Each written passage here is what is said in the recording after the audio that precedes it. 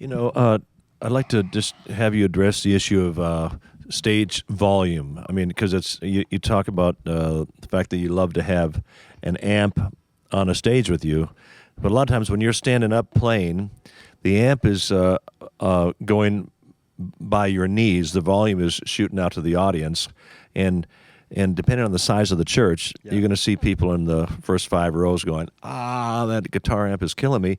But that's your sound. So how do you deal with an environment like that? Because a lot of people, watching this DVD are probably in much smaller settings. Yeah. How do you still get the good sounds and play at the right a lower volume on stage? Yeah.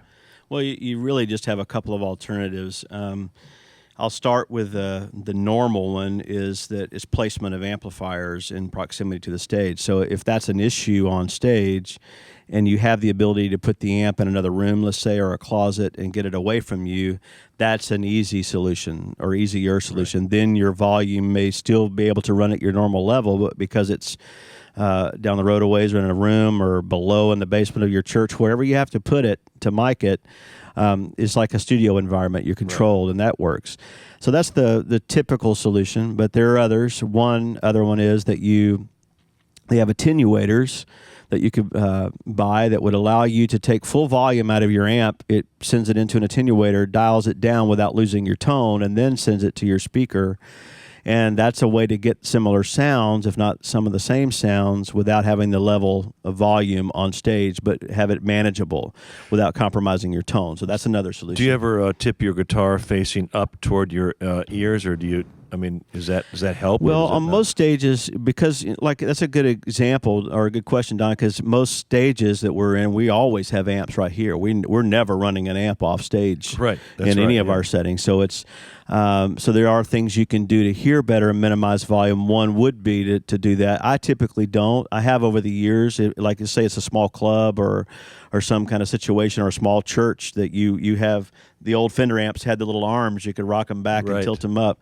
These days, one of the things that's easiest to do is turn the amp around or face it in another direction so that it's not coming into the mics. But that's a good question, because one of the key things that you would get, because I'm always singing, if I tilt an amp, now I'm blowing, the sound is going up towards the mic.